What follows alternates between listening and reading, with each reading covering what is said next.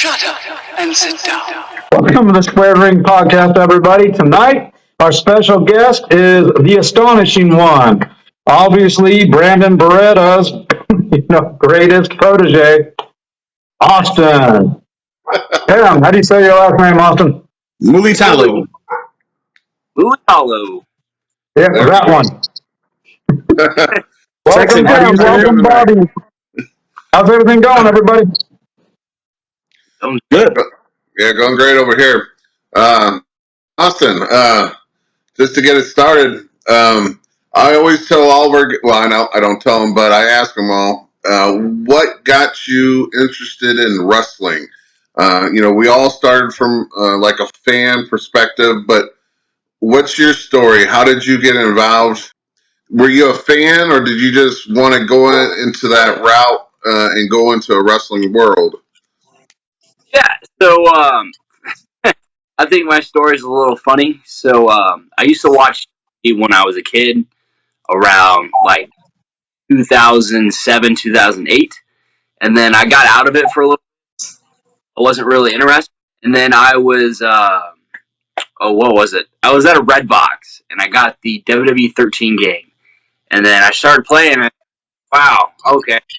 Now, CM Punk and Kofi Kingston, they're pretty cool. And, man, I was just amazed. A bunch of the CM Punk stuff. I started watching right when the Shield debuted. It was like November of 2012, I think. So that really caught my eye. And then the Rock versus Punk match at the Royal Rumble in 2013. I really enjoyed that match. I started watching it back. I started watching some old stuff, like the Randy Orton Kofi Kingston feud back in I think 2009, where did the boom drop off the rails or whatever to the announce table. But yeah, kind of what got me really out. Yeah, just went past. That's crazy. So a video game is what actually got you hooked into wanting to be a wrestler? A little bit. That's crazy. So how did you make contact and able to come into wrestling? What did you do to make contact to pursue it? Yeah, so at the time, I was talking to my mom about becoming a professional wrestler. And it's kind of funny, too, because so before she was pregnant with me, she was training in New Zealand to become a professional wrestler. And then she got pregnant and she stopped. So they were kind of pushing for me to be a wrestler. They were either going to name me Wayne or Austin. Obviously, not with Austin. So I didn't really keep tabs on it much. And then about the time, 2019-ish, I was looking more into it, found out that they moved the jury. I got very sad very quick. Yeah, so essentially from there, I reached out to the page in, I think, early 2020 before COVID, and they had a training camp. I didn't get to attend the camp COVID, but I started training July of 2020. July of 2020. So you're pretty new. Oh yeah. 3 years under your belt. Yeah, Still a little wet behind the ears. Been wrestling a little over a year. So you had mentioned Kofi Kingston and I forgot who else you said. But have you ever thought about CM Punk and then? You ever want to do any of their moves like the Trouble in Paradise or mimic any of their stuff out there? So that's another thing. So when I started training to become a professional wrestler, I kind of wanted to be like a flippy lucha guy, do all the hurricanranas and the somersaults, and I wanted to do it all. But when I started taking bumps, I was like, yeah, that kind of hurts. It took me a little while. I 2 shows in a row at WLW, I botched a springboard, springboard crossbody really bad. So that kind of got me out of the mindset of that. But yeah, for the longest time, I was wanting to be like a Kofi Kingston. I want to do the what are they called? The blindsman crossbodies. The boom drops, the Trouble in Paradise, stuff like that. It's kind of funny. In 8th grade, I went middle school wrestling match using the SOS, and then I kick flipped. And so it's kind of. I was about to say the next time I see you wrestle, I want to see you hit an SOS. Okay. I have no idea what the hell happened to my video, but it just booted me out, so I had to go back in. Don't worry, the old one's still in there. Austin, I kind of want to get your timeline down because I tried to do some research and your National Army Guard, and you also did MMA for 15 years. What is the breakdown? Did the National Guard come first? Did you mix it with the MMA? He's a sergeant in the National Guard. Thanks. Yeah, so I started doing like mixed martial arts when I was 6. It was shortly after I moved to the States, and then yeah, I did it for a while, and then I think about I'm trying to think here, probably around 12, 13, break from it because I just wasn't really like motivated to do it, if that makes sense. Because it's like I started making friends, they hanging out and they're out doing fun stuff. But Monday, Fridays, I was doing MMA and I just wasn't really into it. So my mom stopped paying for it right about 16ish. I started working at McDonald's. And, I started seeing a couple people that I used to train with go through the drive-through, and they were telling me all about it. And I was like, man, because like I quit 2 tests before my black belt, like 2, like from recommended to black. So it's the belt before your black belt. It usually takes about 1.5 years to test for. So like I was just right there. Like I had maybe months, but I was like, well, maybe I can go back. So I started working some more hours. Started paying for my own school to go there, which was pretty cool at the time. So I think it was like 1.5 miles on a bike to work, and then MMA was just right there. So on days I wasn't working, I was at MMA, and then sometimes I would go to MMA and then over to work.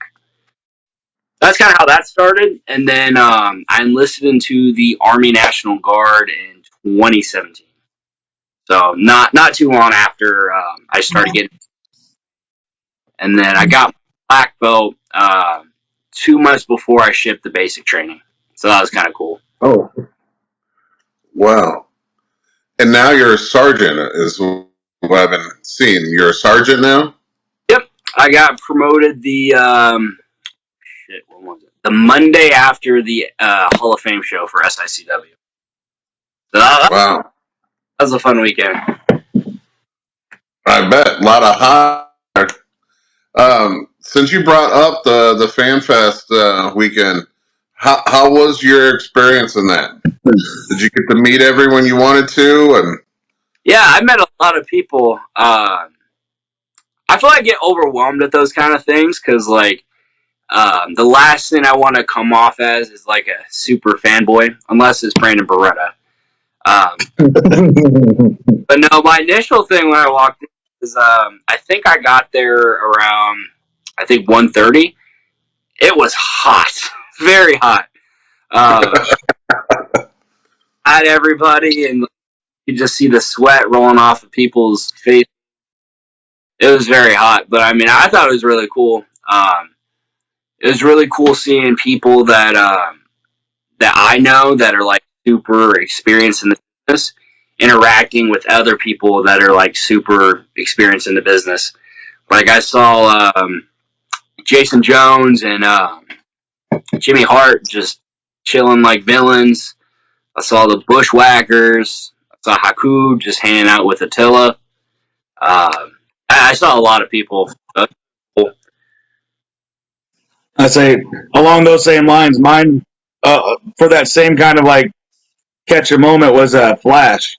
Like I knew he was in OVW as their champion when so many people came up, but like that man knew everybody there. Yeah. And then Victoria grabbed the mic and he was putting him over for 10 minutes. yeah, we were standing right next to her when she was doing that. Something about she told him, she goes, credit one of my trainers. So I was like, damn.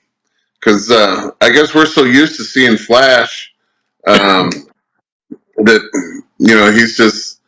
He's Flash. Right. We know right. Flash. He's Flash, but just to know how far he went is kind of crazy. Brandon. Yeah, to me, it's Flash, Flash Puppy, and Flash Wife. I mean, Brandon was talking to me one day. He was telling me a story about like a match that Flash had in like Puerto Rico, and I was like, oh, okay. So if you go on YouTube and literally type in Flash Flanagan Puerto Rico, like, Why would you do Austin? Why would you do that? Just go to the Square Ring podcast in YouTube, and we have it there.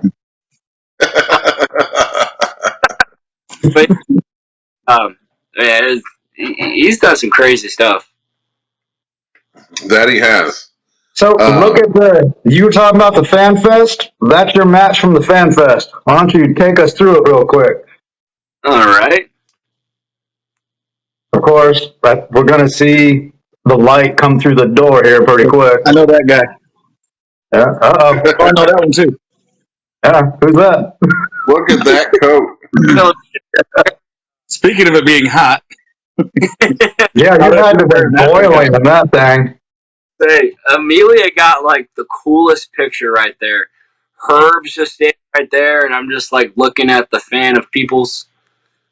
So, yeah, I was actually really nervous for this. I always get very nervous, especially when I'm like the first match on the card. That's the worst feeling for me. Like it gives me so much anxiety. But yeah, but you're in there with the super movie star. Yes, the super movies. But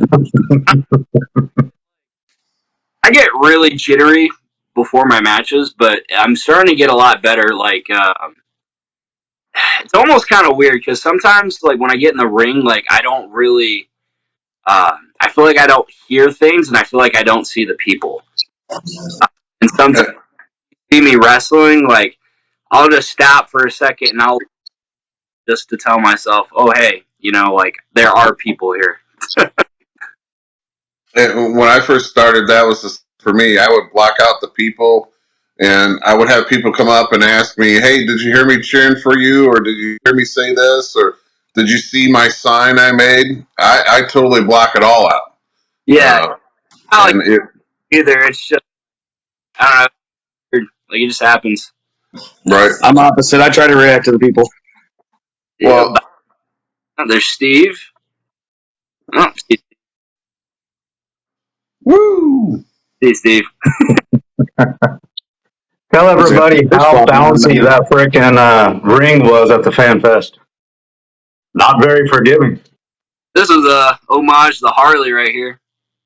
Good old gut wrench. Now, when you were going through the training, you probably missed seeing Harley, right? He had passed before you came.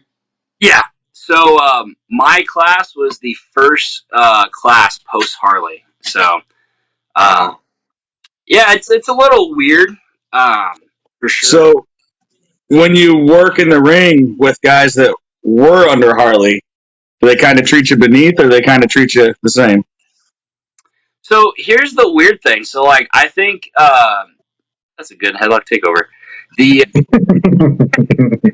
I think the best compliments I feel like I get a lot of compliments, which that sounds bad, but the best ones I get are people that were Harley guys saying that one, hey, I can, you're trained in the Harley style, or like be Harley would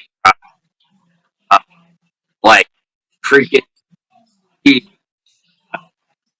said that he oh Hey, Austin, just for a second, can you mute your phone and then unmute it?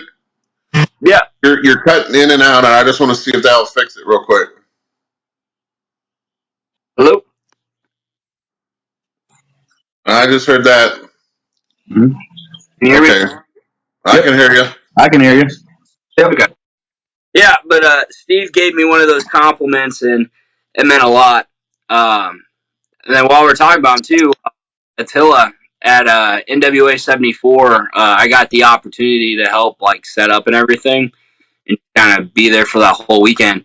And Attila introduced me to Haku, and he, hey, this guy was trained by Hart, but like didn't anything about hey, he wasn't here while Hart live. I thought that,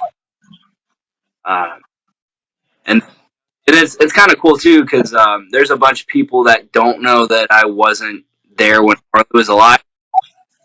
Assume that I was, and that's pretty cool.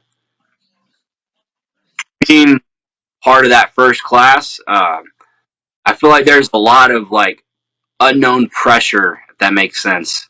Yeah.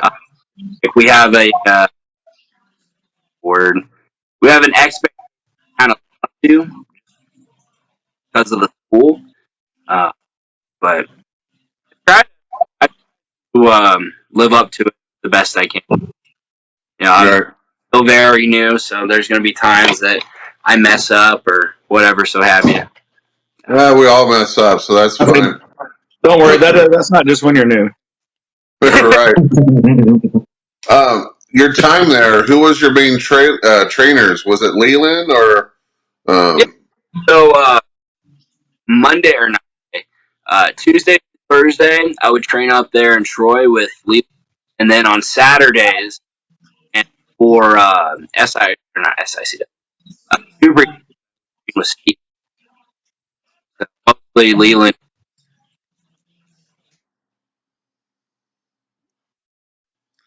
Yeah, your microphone keeps going in and out still. I don't know if you can see it on the screen, but your microphone is like going a mile a minute. I wonder if it's because I've got my phone like this. All right, can you hear me better now? So far. Yeah, okay. So far no break. Okay. All right, cool. Got you a nice man hug on the fall screen, though. So, Leland at WLW, and then you also started working at New Breed, and Superstar Steve was the trainer for New Breed? Yep. Yeah, so Steve would come down to Eldon on Saturdays, and he would train. I was like the only person that really stuck with it. There was a bunch of people that came and went. But, yeah, no, it was really cool because I got a lot of one-on-one time with Steve. And Steve's great. I couldn't say enough about Steve. I always credit him. The few that I worked with him, like I learned more working with him than anyone else in all of my wrestling. Yeah, Steve's great. And now Jim is fall off.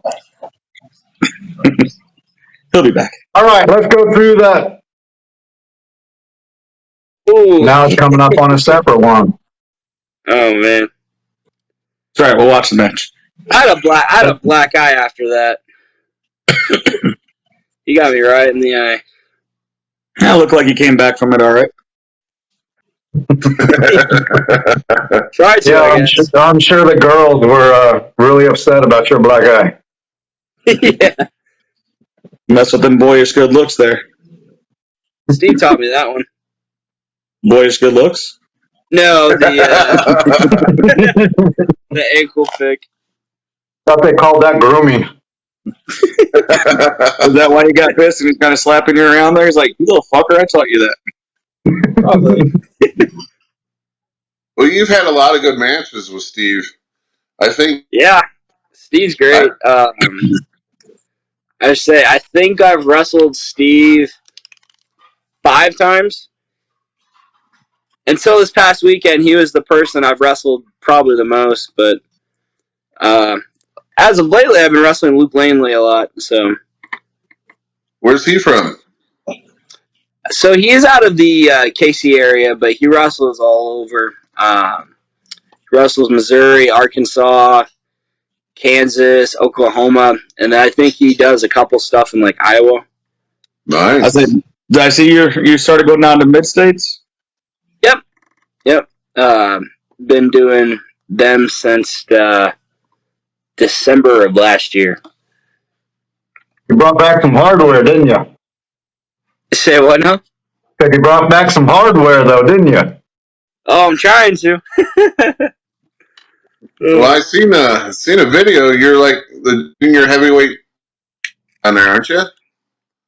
Oh, not at Mid-States. Right now, the only championship I hold is down at Newbury. I'm the U.S. champ. The champion of the whole United States. How many titles have you won? Oh, so 5. I mean, you can't complain about that. 5 titles in 3 years. No, not at all. Yeah, so I won. So I won the American Hostile Mid Championship Wrestling in a triple threat back in probably about this time last year, and then I won a mid. Or not a midway. All these names get confusing. Won a junior heavyweight championship for a promotion called MCW in Arkansas, and then I got hurt. I got my shoulder hurt at that SICW show, at the MAC event. So I had to relinquish that one, and then that was against the guy you're in the ring right here with, right? Yep. I actually told Steve before this match, I'm like, joke's on you, dude. I brought my extra shoulder today. Because, yeah, oh my gosh, that was such a fun match, but it sucked. It was terrible. So that lariat I did, Stan Hansen was like in the front row, and all I see is him doing this. I was like, that's cool.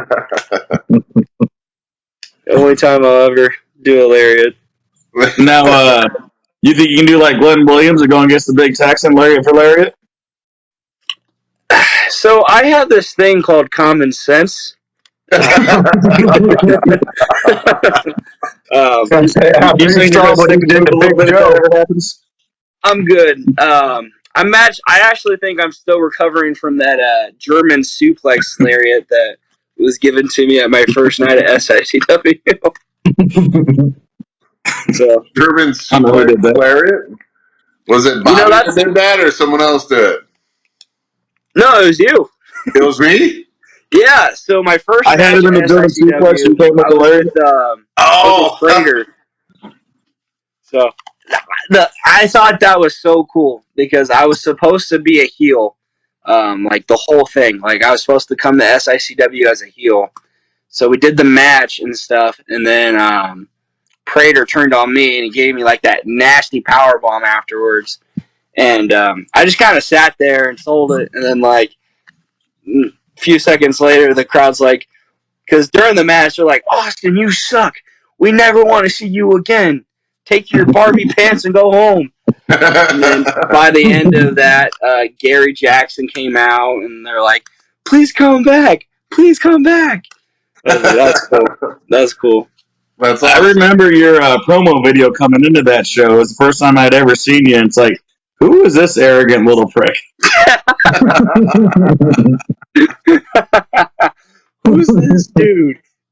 That's funny. Arrogance is what gets you far in this business, though. I believe you were in the weight room when you shot that promo, too. Yep, I was. That's awesome. Yeah, that's funny. I know exactly what you're talking about. So he's got me an Indian Deathlock. Yep, I passed out there. Man, he knows how to lock that thing in. He's pretty good at that Indian Deathlock, so. He didn't teach you everything that Harley taught him. He did not. I see that you posted you're almost at 100 matches, huh? No, so I hit 100 matches June 2nd. That is pretty cool. So yeah, that was awesome. It was at Mid-States in Wichita, Kansas. It was for like the Special Olympics.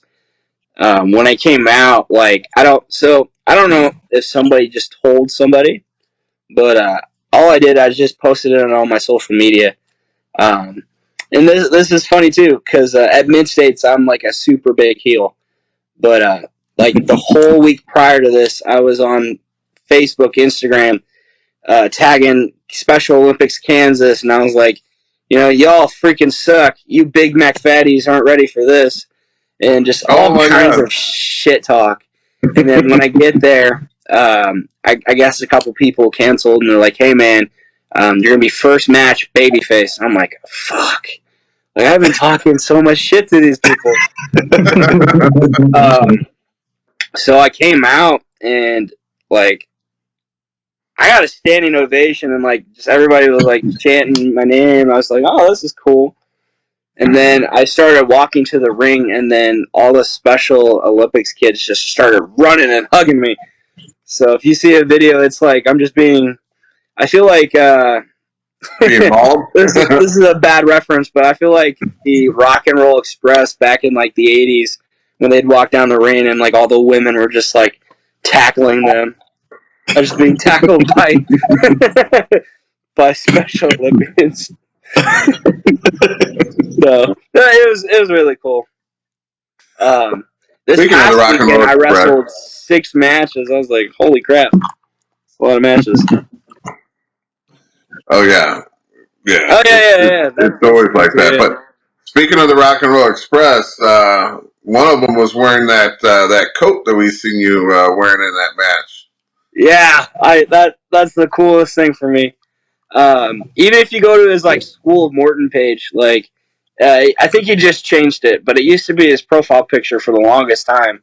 And then yeah, it was funny.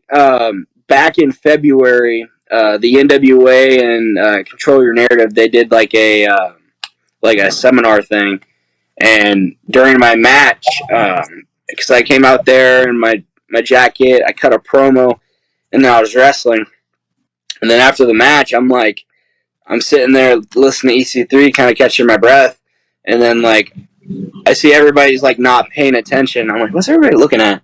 And then I look over and freaking Ricky Morton's doing the Ric Flair strut in my jacket. And then he got a picture and he posted it, and he posted it everywhere. And I was like, man, that's cool. I'm looking at your Facebook page right here. Yeah. That's So, I think awesome. that's was another one of the Looking Special good Olympics. wearing your gear. oh yeah, yeah. How There's many a lot of seminars people have there. you? How many seminars have you gone to so far? Oh, so I went to a Barry Horowitz. I went to Niles. I did the Tommy Rich one up at SICW.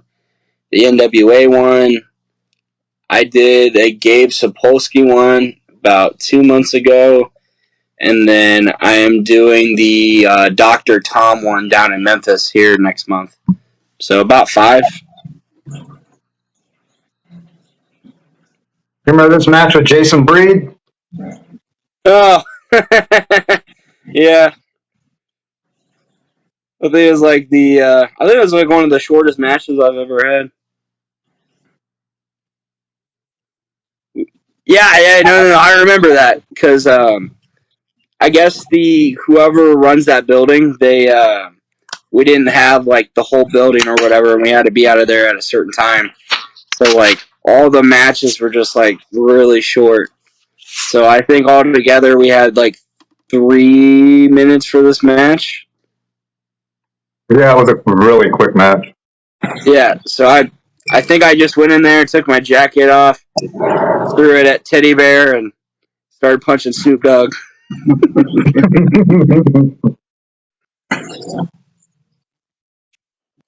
Oh, that's funny. So you wear your black feathers when you're a heel and your white ones when you're a babyface? So I probably should do that, but I mean, I just kind of coordinate it with my gear. The black one does give really heelish vibes, though. But I don't know. I like my white one a lot. Like the white one, just it's awesome. especially if I pair it with like the right tights. It's cool. It's like a peacock. Was your dad into wrestling also, or was it only your mom who was training to be a wrestler?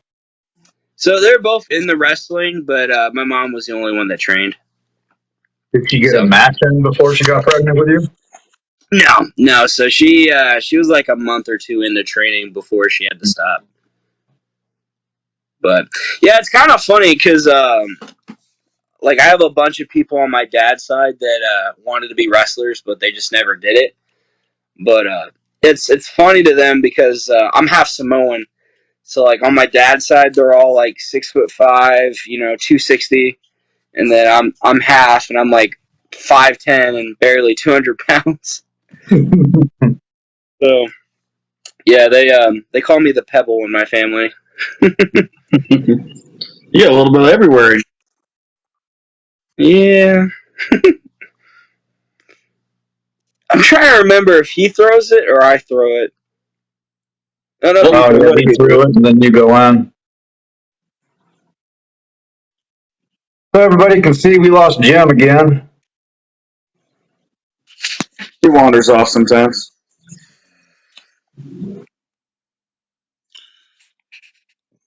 I'm,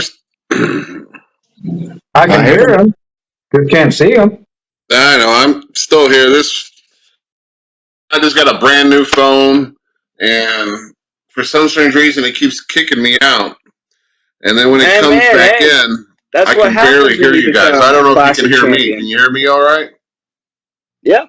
He said that's what happens when you're a classic champion. He got the belt, the bigger paycheck, buys a new phone. Yeah, Yeah. man. Right, and then I get screwed in the process. You're Well, we're even trying bigger something new, Texan so now. I was ready for some hiccups. So I tell you, I'm going to try one more thing. You guys keep watching the match. I'll be right back.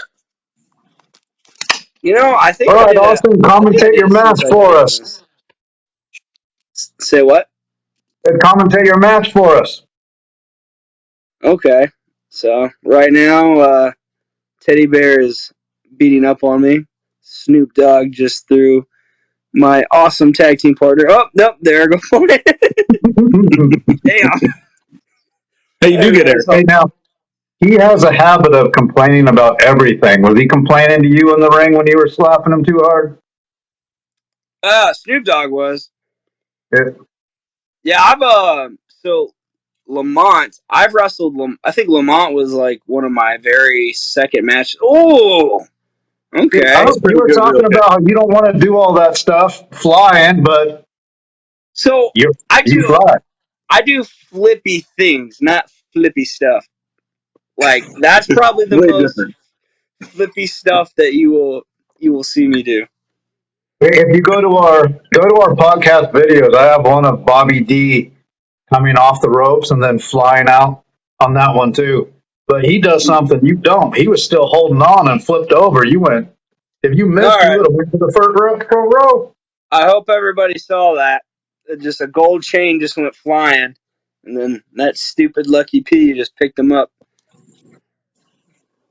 I didn't Yeah. see any gold chain. Oh, I did. I felt gold chain. There Every comes. single time Lucky P's involved, it's the gold chain and the briefcase. I said I You know felt the what? briefcase from him before. You know what I love about Drew? Like after I lose a match and I'm just laying there, he just casually walks in the ring, starts talking, starts looking at me, starts talking, starts looking at me. You gonna get up? Yeah. Are you injured or are you in pain? I don't know. Man, that Lucky P. I don't know if he meant to, but Jim just tried to call me. Well, he's looking at you now. Nope, that's a You know that's no. the top student of Brandon Barretta, right? Hey, if Brandon Barretta was here, everything would work smooth. But he's not. We'll have to get back to him and see if he can't come on the podcast and figure all this stuff out for us. He'll be able to walk Hey you through it. man, the ratings But need to, man. look at that SICW crowd, though. Yeah, that was a good crowd, though. I wish we could have wrestled a little bit more. But Well, for that Special Olympics, you guys had a monster crowd.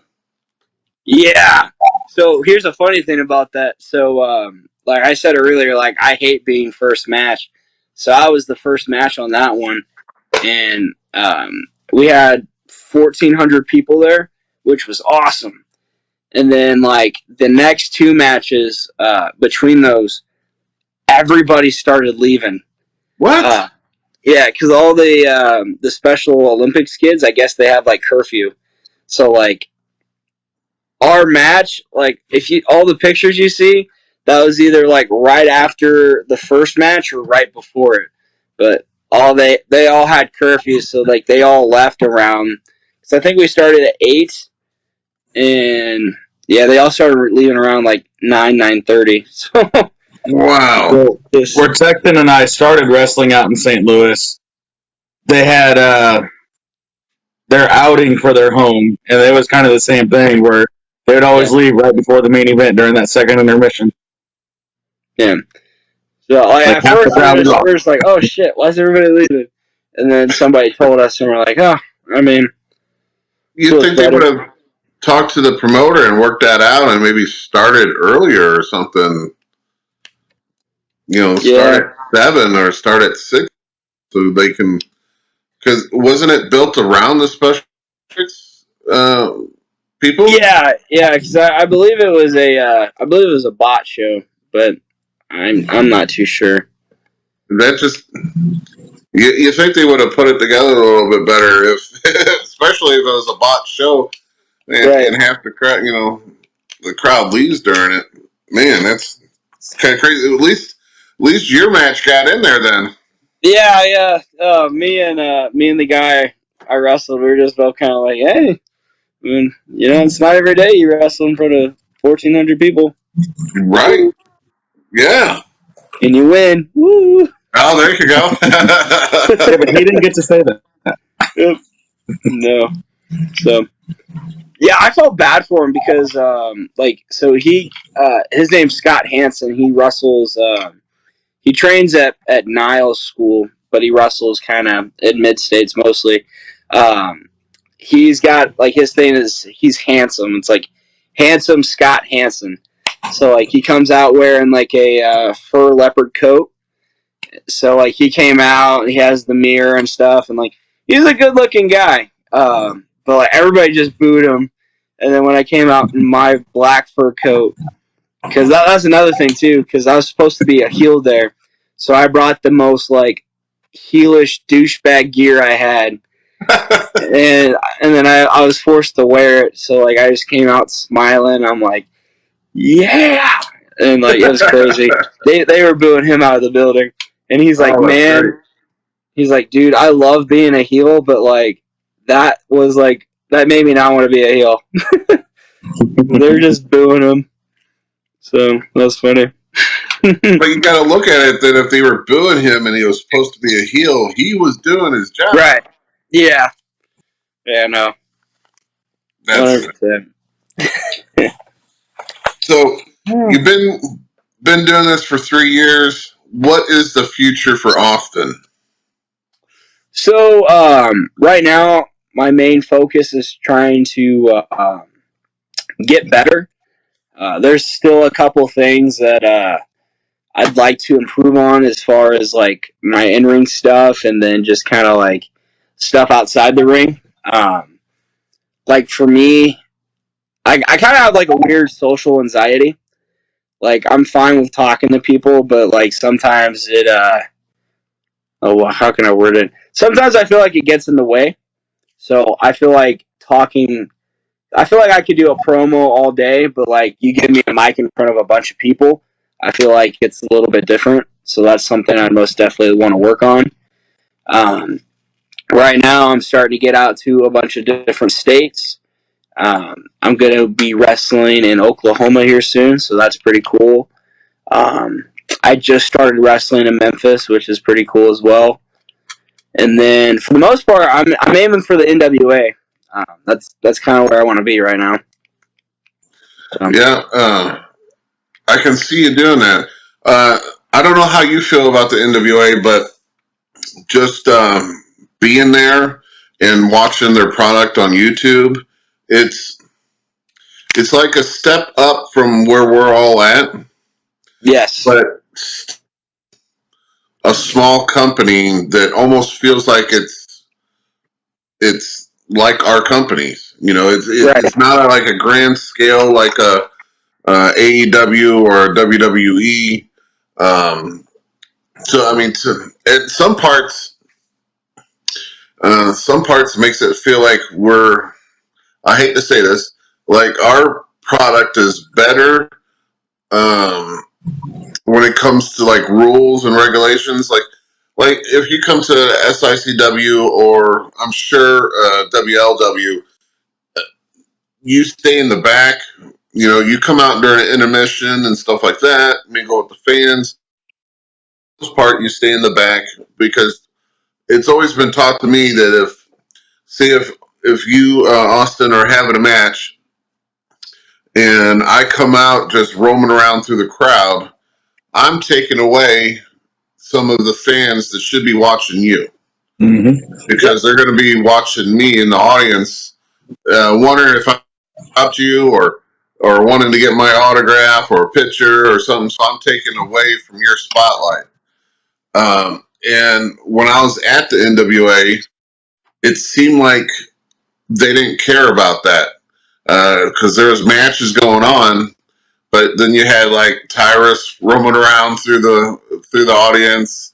You had Haku sitting there. You had Billy Corgan sitting against the wall as the pay per view is going, where you know anyone could just it seemed like a small promotion, but yet you know it's a bigger promotion.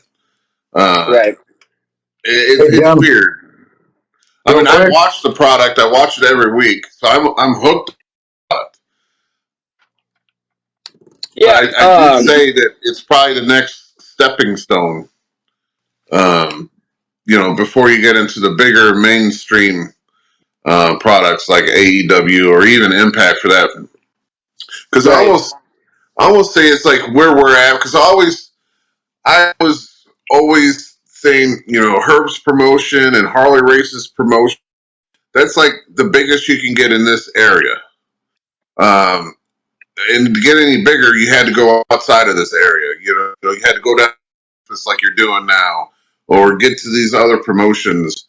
And then, as it's right now, I think the next step would be NWA, and then Impact, and then it's like a toss up between AEW and WWE, depending on if you want to be more of the indie scene type AEW, or if you want to be like unfortunately a superstar on WWE. If that makes any sense. No, I get you. That to me, that's almost like the packing order. Here it is. I'm trying to get the acronym up here. We're talking about, you know, as big as you can get right now. The Allied Independent Wrestling Federation that SICW just became a part of. It puts us a big step up too. Yeah, I mean, it puts us in a company of 92 wrestling organizations because we're number 93, I think. Yep. All over the world. So, yeah, it's crazy because I know this is something that Herb has always wanted to do. Always loved the territory system, and I think this is a way. And he tried to do a territory system with New Breed and ACW, and of course Broadway at one point in time, because he wanted to bring that back. And I think this is a way for him to do that because of now we're intertwining with 92 other companies.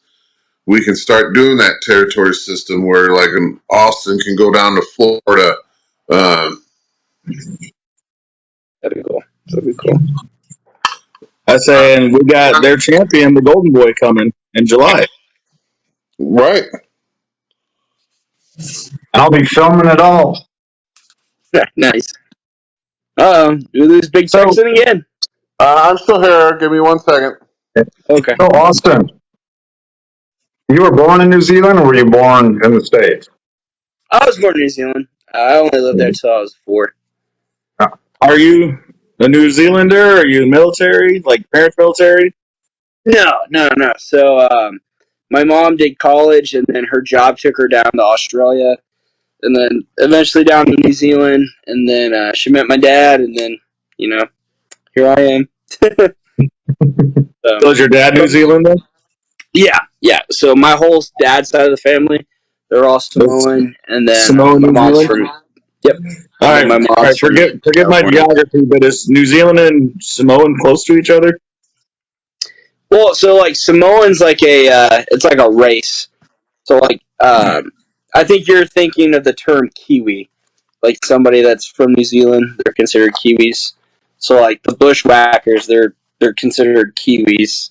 Um, so like in New Zealand, there's the kind of ethnic groups you'll see Samoans, you'll see Maui people, and then you'll see a bunch of people of like British descent. Oh crap! Your mentor, Brandon Barretta. You see my name on here, Brandon? I mean, sir. Yeah. Sorry. I can't see you though. Well, that's funny.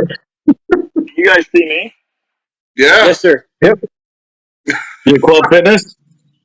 Yep. Sir, I'm gonna be about a day or two late on my school dues. Oh yeah. Why can't I see you guys? What's going on? Probably a good thing. Webcams are hidden. It's the Astonishing One. His magnetism just, knocks out the webcams. He keeps knocking Jim off his webcam every 30 seconds. I said we had to block the cameras that way you couldn't make fun of us too much. Oh. Okay. Yeah, I will. Because I'm at the gym and Austin's not. Sir, we know you wear glasses, so we just didn't want to hurt your eyes anymore with our pure ugliness. I'm sorry Brandon my here. mom didn't bless me with good looks like Brandon Barretta. Oh man. Oh my goodness. I don't know if I say I was blessed. The SICW ambassador. Oh, he just jumped off, I guess. Yeah. Nope. See you, Brandon. But We back couldn't to take what it you were anymore. saying, though, Jim, or Big Texan. Sorry. All right. I don't know The what NWA, for me, the NWA, because I mean, eventually, yeah, like I'd like to make it to big mainstream like promotions, of course. But for me, like being there at NWA 74, it kind of opened up a lot of eyes for me because like I was saying earlier, being like the first class that was like post Harley, to me, like I feel like that's got a lot of like implications behind it. I feel like I just because of that, like it made me want to learn more about the old school territory days. Because like before I got into wrestling, like I never watched anything like that. Like I honestly didn't really care. Like when I was growing up, I was like, I want to see all the cool high flying flippy stuff. But in training and stuff, we'd be given assignments on wrestlers, and like one of the first people I had to research was this guy named Gorgeous George. He was the Ric Flair before Ric Flair was Ric Flair. Oh yeah. So I watched him and I was like, wow, okay, that's really cool. And so kind of a mixture between him and Rick Rude is kind of what the whole fur coat thing is for me. But like I feel like the NWA has a lot of potential. I know that it's not like what it used to be back in the 80s, but like for me and stuff, like there's people that I see that are in the NWA, but they're also other places as well. Oh yeah. And like the name alone with the NWA, like it makes a difference if that makes sense. Like you got guys like Matt Cardona that I thought he was awesome in WWE, but when he left WWE, he like he was outside of his environment, and some people either go down or they go up. I feel like Matt Cardona just took the ball and ran with it, and he became a world champion. And same thing with guys like Tyrus. Like Tyrus is somebody that I would have never expected to be a world champion, but he put in the work and he's world champion. Right now, I've got my eyes set on a guy named Kerry Morton, the biggest douchebag in professional wrestling. Yeah, I know the The story. NWA World Junior Heavyweight Champion. I saw that he has a free booking on July 29th. New Breed Wrestling has a show July 29th in Sedalia, Missouri. So I may or may not try to. So is that an open challenge? Yeah, call them out. Open I challenges. hope so. Because I got a pretty beautiful New Breed Wrestling United States Championship that needs some defending. So, we're the same age. So, I'm game. More power Hi, to sir. you, because Mr. Barretta. I see your name now, Austin. You should have seen it earlier. I was can the see it top now. student of Brandon Barretta. That's Joey. Oh, yeah. Well, the hierarchy changes a lot, just depending on, who Brandon's does more mood. nervous for Mr. Barretta. That's who he allows in his circle that week. Yep. Oh, Mr. Barretta. Hey, I want to give a big shout out to Mr. Barretta. Thank you for allowing me to breathe this week. I really appreciate that. I'm on Herb's page. That's where I had to go to make sure I got the initials right for that AIWF. And of course, first thing posted, or the most recent thing posted, is a Brandon Barretta video. Wait, what was posted? I haven't seen It's nothing your yet. match from this past Saturday, or at least your entrance. It's only 30 seconds. That's all Brandon needs. He walks in there, spinebuster, throws Joey, leaves. Throws Joey and leaves. Throw Joey. Show up, spinebuster, throw Joey, leave, repeat. That has to be a T-shirt. That'd be funny. It's like the eat, sleep, suplex, repeat. Yeah, I was gonna say the Brock Lesnar shirt. But it's just a silhouette of Brandon just picking up Joey and Joey flying. No ropes. He's just holding him. Dude, that's a merch idea. I want 10%. Is any royalties from that? Oh, that's funny. Funny. On Herb's on the official SICW page, it has Jim on there, a reel of Jim, and well, I had to get the best of both worlds. You had to get the young fanboys and the girls for Brandon, and then the ones who actually like old school wrestling for me. So But Jim's on the official page, but Brandon's on Herb's personal page. Get wrecked. Full disclosure, Tyler Cooley posted it and tagged Herb in it. When I was talking about the NWA though, it was nothing against them. I just think, they're not where they were, pre Billy Corgan. Not that he can't get it back, because I know he wants to. Because I know he's trying to take it international like they used to have it. I thought I read he was trying to sell it. There's always going to be rumors. I heard that too. But here's the deal with it though. So I think it'd be really cool to go back to that, but I also don't really expect it either, because I'm seeing more and more people show up in professional wrestling that aren't necessarily trained. They're too worried about, what can I post on my Facebook reel? And you see guys, doing freaking moonsaults on tables in Walmart. People getting hurricaned by blow-up dolls, people setting up like 5 tables on the outside, and then grab a ladder for whatever reason, and then find broken glass. And, like, none of it makes sense. Or what about the Invisible Brothers match? Yeah. No, that's one of them too. But You're watching yeah, Texan matches. and then just a bunch of guys that I feel like don't really like respect the business.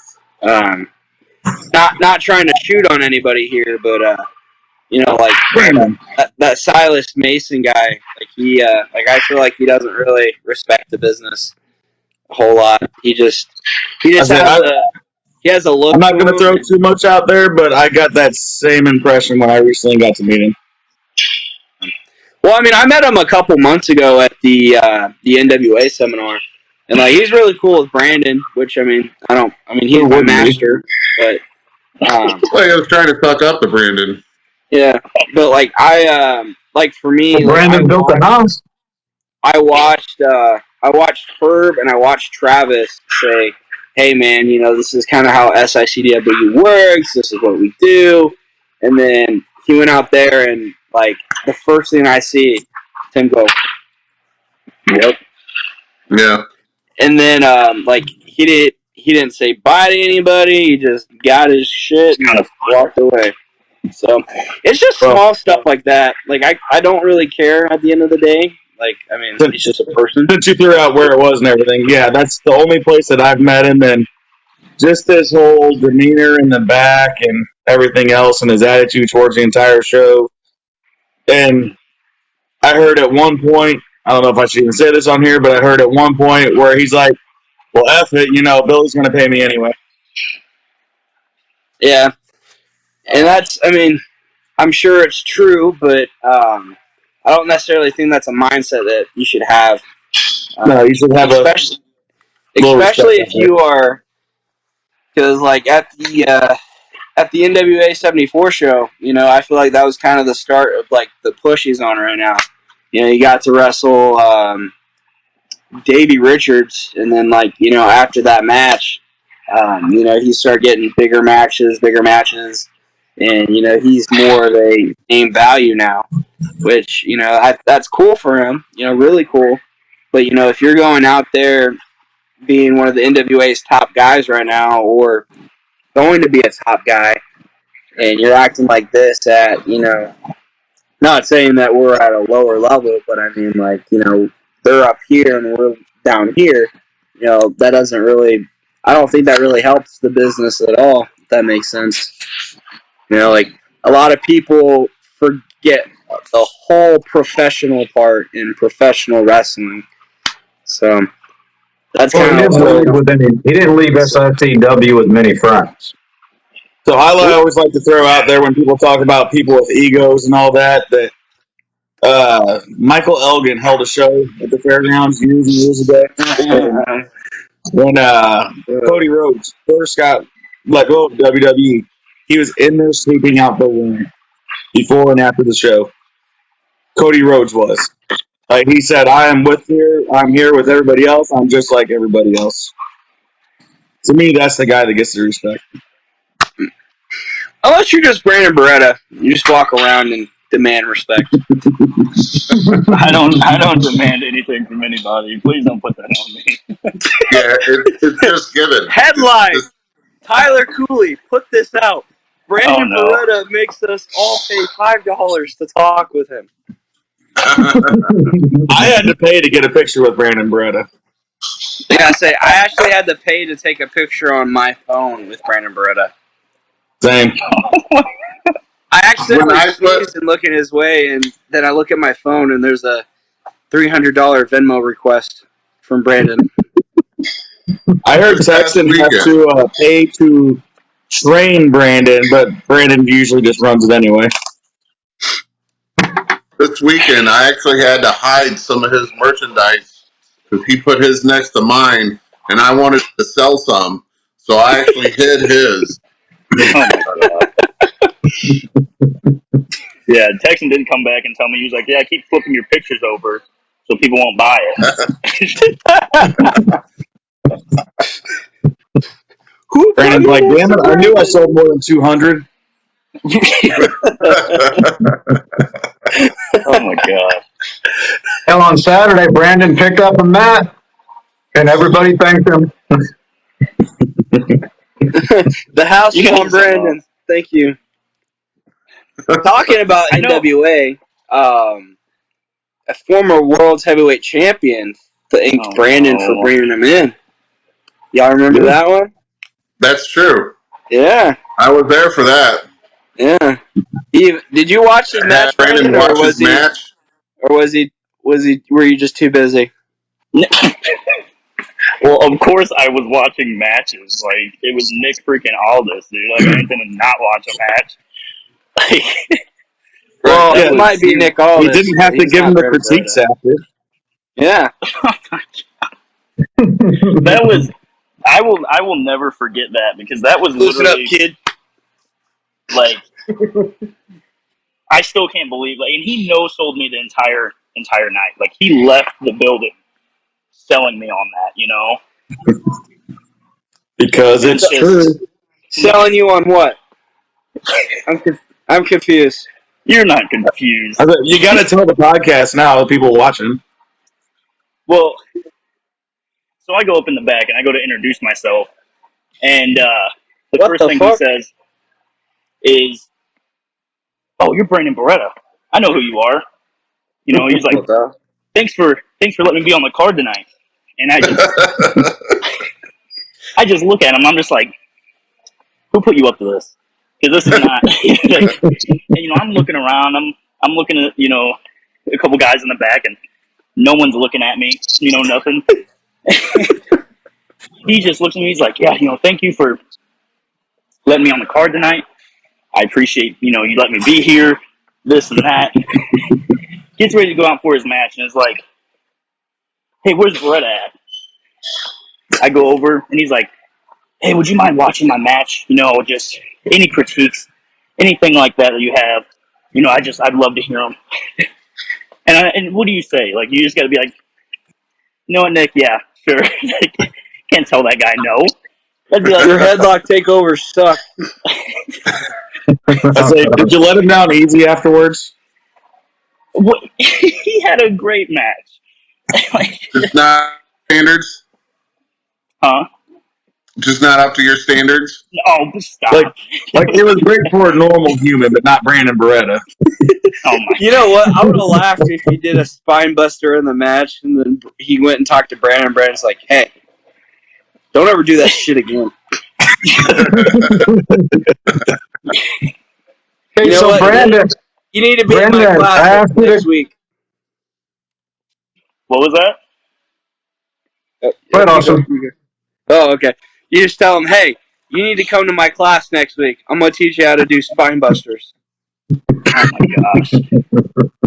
No, and the funny thing about Spinebusters too is, Austin, I know I told you this, but I had a phone call with EC3 on Thursday, Yep. and it was with the whole, control your narrative stuff, and it was just me looking into a program that they're doing, and I'm like, "Yeah, I actually attended your seminar down at Ricky Morton's school," and he looks at me, just stares at me for a second, and goes, "Spinebuster, right?"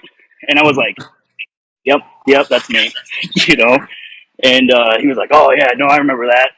Blah blah blah. And it just cracked me up that even with the spine buster, like, it's such a simple move, but When you're now like Brandon people, Barretta and you do it with such grace, Well, everyone hold on. remembers it. We gotta give some context here. So before these matches, we did a promo, and I think I can't remember. Were you before me or were you after me? I think I was before. Okay. Yeah, so he came out, he cut a promo, he's like, he's like, "I trained with Ace Cowboy Bob Orton," and then this, and that, and then, all of a sudden, Brandon just, looks up at the camera, very angrily, looks around, he's like, "It's over when I hit the full clip. Spinebuster." And then everybody's like everybody for a second was like, "It's a full clip spine buster." Like during the match, during this like 4 or 5 minute match, like there's a couple times that like it was teased and everybody's on the seat like, oh, he's about to do the thing. No, He's about to do the thing. Watch, he's doing and the then thing. like when he hit the thing, everybody's like, spine buster. Full clip. Yeah, and it was so great. He hit the thing, and then like you see Brandon just float over into the pin, and he's like, 1, 2, 3. So, A little bit less hair flying around than that, though. Yeah. Yeah. Would have been a lot cooler with that amount of hair, but You're just high and tight and sculpted. It's Well, called I the think Beretta. it's pretty cool that we got both of you two on here because honestly, I think you two in this area are probably the ones that are going to go further. I mean, I really think you two have got your heads on your shoulders that that you can go beyond anything around here. I appreciate that. thank you. You know, my main goal is try to get my head on Brandon Barretta's shoulders, if that makes sense. He's got some pretty big shoulders. That's because he's there working out. What are you doing? If you could ride his coattails, he might be able to take you places. Oh my god. I mean, look at those shoulders, Austin. Pick one. Yeah, I know. I gotta get better. One thing I do want to bring up while I'm on here with Austin, Oh shit. because we want to talk about the spine buster. Austin's very well known for his drop kicks.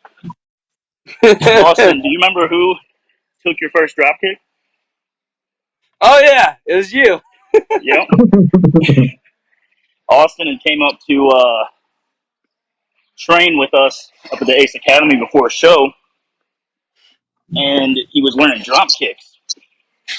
Had never given them to anybody, and it's like, hey, would you mind getting kicked in the face? And I tell you what, that was my first time taking a drop kick, and now that's like my expectation. Is everyone to get up as high as Austin, and when they don't, I'm just like, man, dude, because Austin's got a beautiful drop kick. Like, Thank you. Yeah, that was the funny part too, because like I started in the corner because we had Steve there, and like Steve was showing me how to just like kind of run into it before I just stood there and jumped, and it literally looked like I did like a shooting star. And then I see Herb on the outside, and Herb asks Scott, he's like, "Did you just do a backflip?" Because I did it without him there, and then I did a couple with Brandon there. But the only difference is that back then, like I think I just hit you in the chest, but now I'm hitting silverback gorillas in the face. oh no, there was definitely. I remember there was one that was in my right here. Oh You boy, checked you on me didn't real pinpoint quick. it. You hit, But I hit God. Jump kick God. Oh no. So, Brandon, I asked you to come on so you could give us the scoop about Austin that he won't share on his own. Uh dude, I mean, he calls himself the Astonishing One, right? And I think I'll oh. say Think you this, shit. No. I pride myself in outworking everybody, at training. Like, I try to get in the gym as much as I can. I try to be early as much as I can, leave last as much as I can. But I look at Austin, and I'm like, holy shit, this guy makes me look like I'm not doing anything. Like it's insane. Like the work ethic Austin has is ridiculous. The time I went down to Ricky Morton school, that was like, Austin, was that the weekend that you got there after a show, or was that down in Memphis?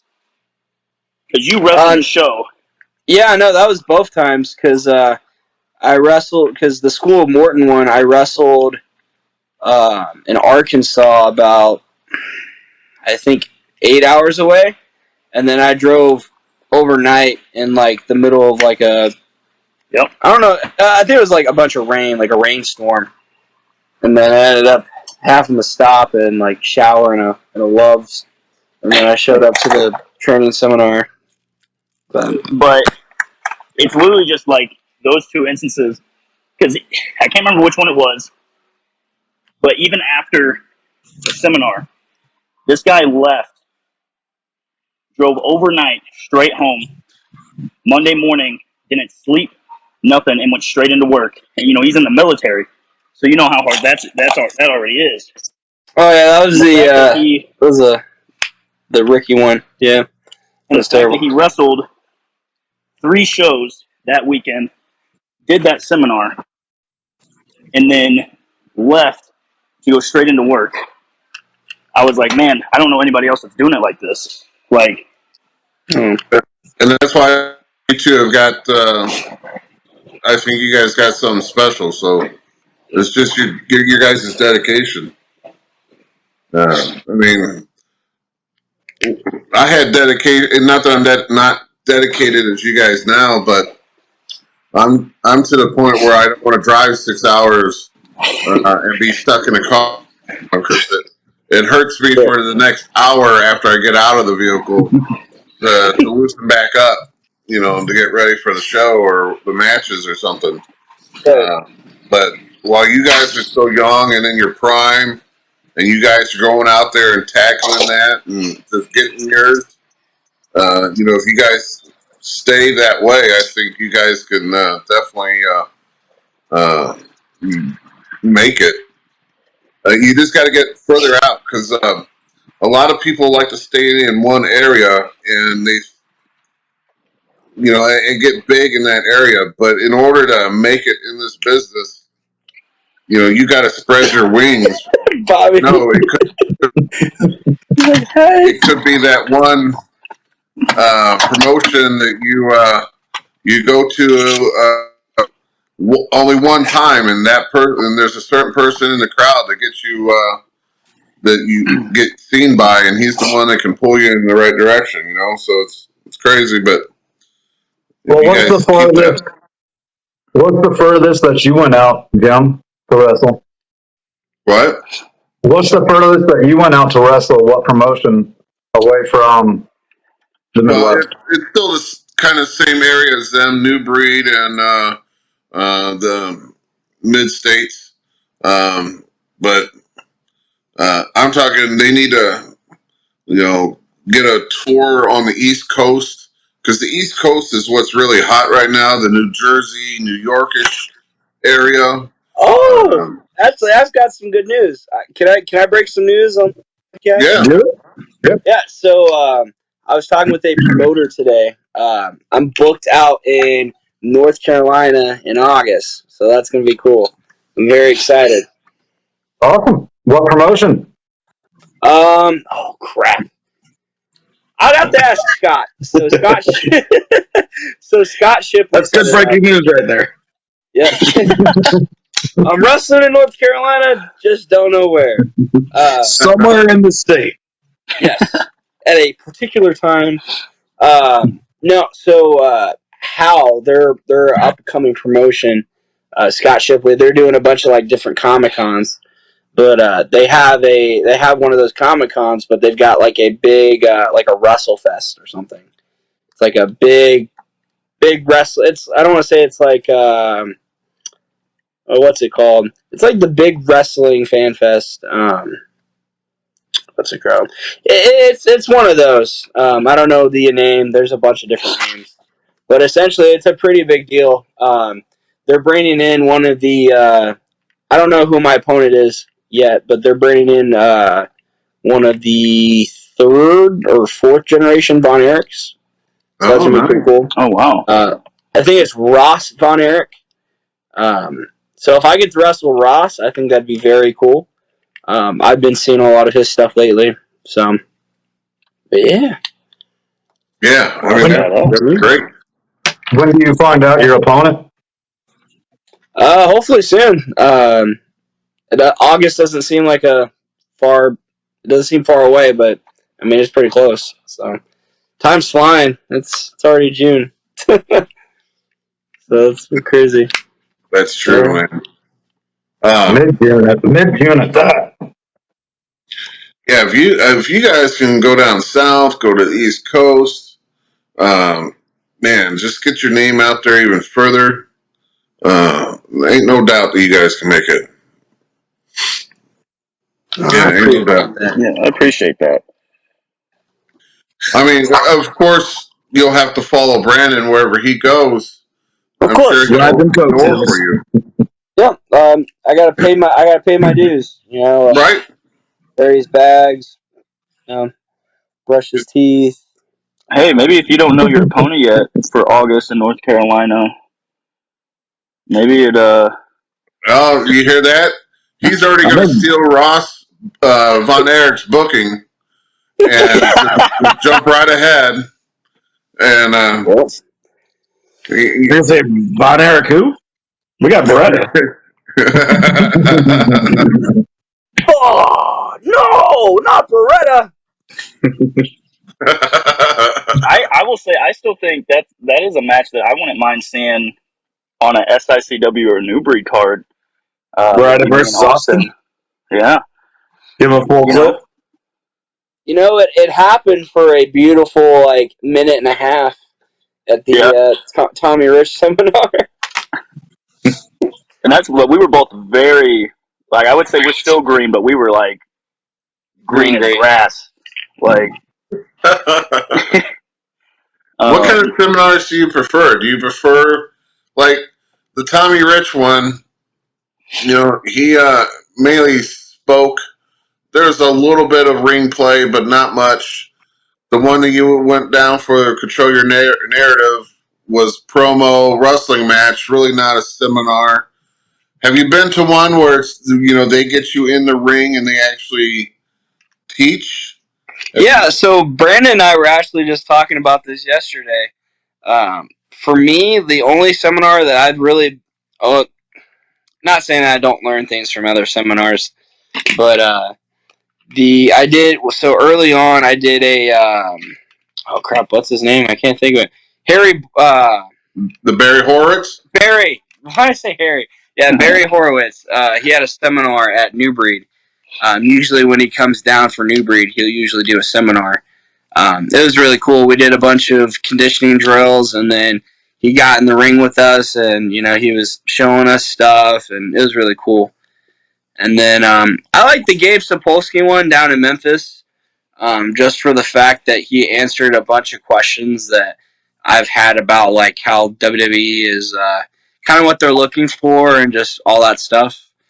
And then I cried on my way home because I'm not a college athlete. So, Mr. Barretta, you have fun in the performance center. I'm not a college athlete. I will be doing my Supermark Indie shit on GCW somewhere. I heard that Brandon keeps telling them that they're not paying enough, so he keeps turning it down. No, seriously. Back in September of last year, I went over to Mr. and Mrs. Barretta were gracious enough to let me stay at their palace while I was doing NWA 74. And I walk in, and on their little kitchen counter, there's a vanilla envelope. I was like, okay, well, let's look at this envelope. I open it up. It's a contract, and then right below it on a sticky note says, "Nope, not good enough. Sorry." Return to sender. Yep. Oh my god. It's funny. It's funny, but I heard kind of similar, the same situation where he got offered to go down to NXT before it was its own brand. And he said, no, it's either Raw or nothing. So Wait, hang on. Wouldn't even settle for SmackDown. Yeah, SmackDown's a lot better than Raw. Come on. Raw hang or on. nothing. Let's look at the timing here, because before NXT's been its own brand for 10 years, and I'm 25.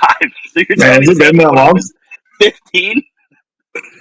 Yeah. Hey, when you got the gift, you got the gift. You know what? Actually, I was reading a news article when they did when they brought Tough Enough back in like 2015, or it was 2015 or 2016. They had like the video submissions. They picked Brandon's over MJF's, so that was really cool. However, when it came to the show, they couldn't put Brandon on because he was too tough enough. So, Yeah, he made everybody look bad. Yeah, he didn't want to make everybody else look like wimps. So they settled for Mandy Rose and then the ZZ guy from the Outbacks. So I have a quick question for you, Jim. Since you're Cowboy Bob Orton's head trainer there at the Ace Academy, when are you putting on a seminar for the boys? I think that's Every Tuesday. a better question for Brandon. yes, that would be because I'm nowhere near the head talented. trainer. I mean, they give me that title just for like, hey, you've been in here, 20 plus years. We'll give you that title.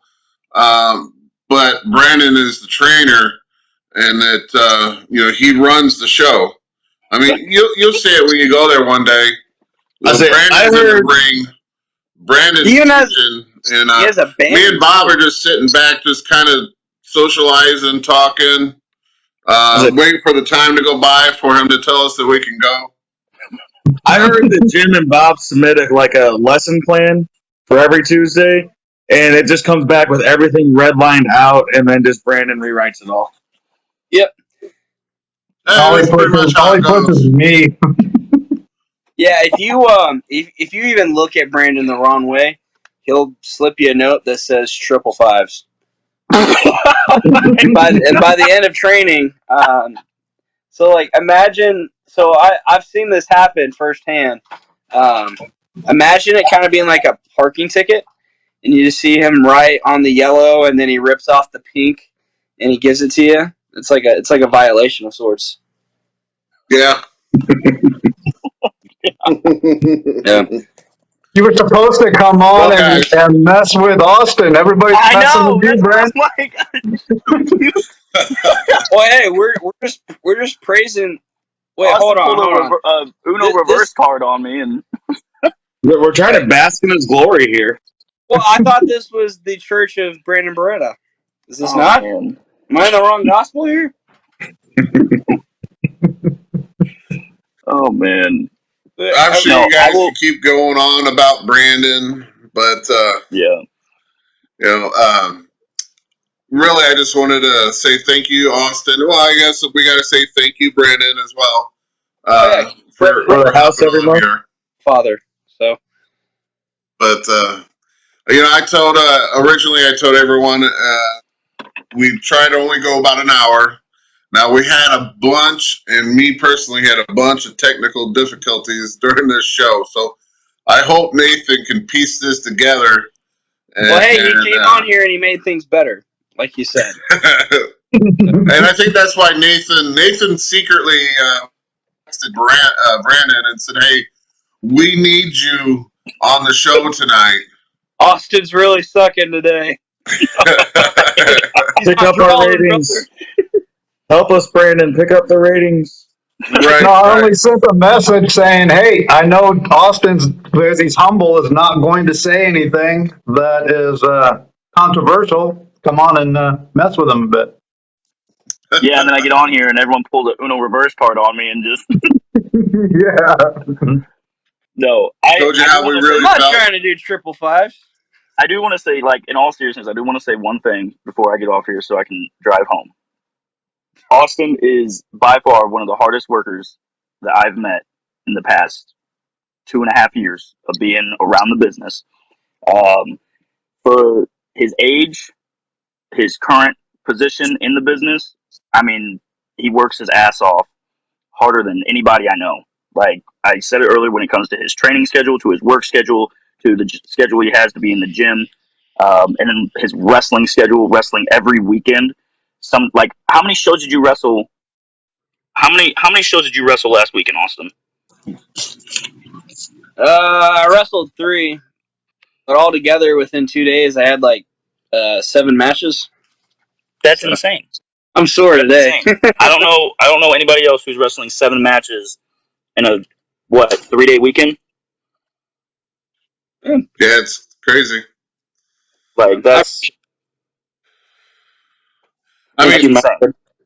that just tells you how much he's trying to get to your level.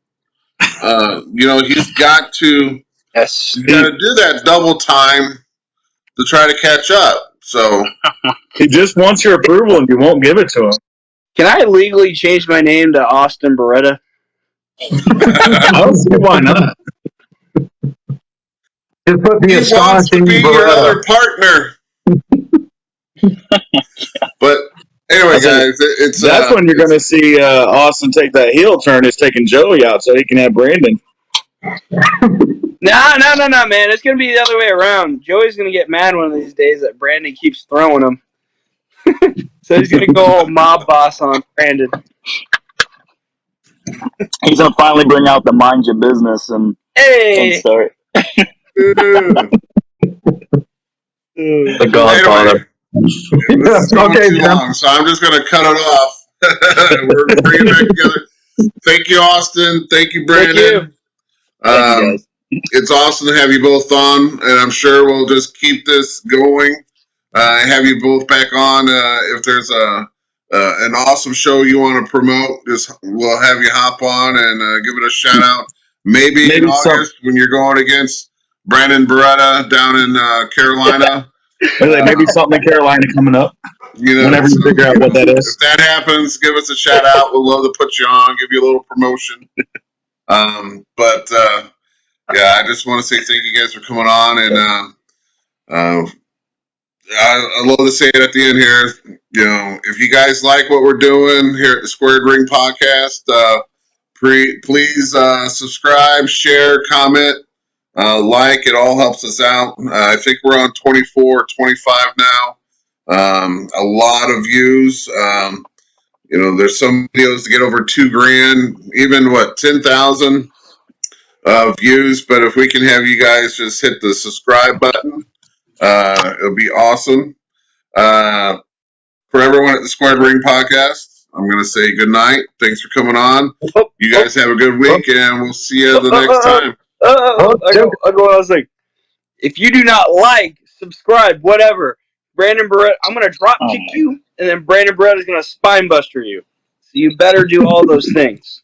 There we go. I appreciate you guys so much. He'll come in with that layer. All right. You guys have a good night. Thank you. You too. See you guys. Appreciate you.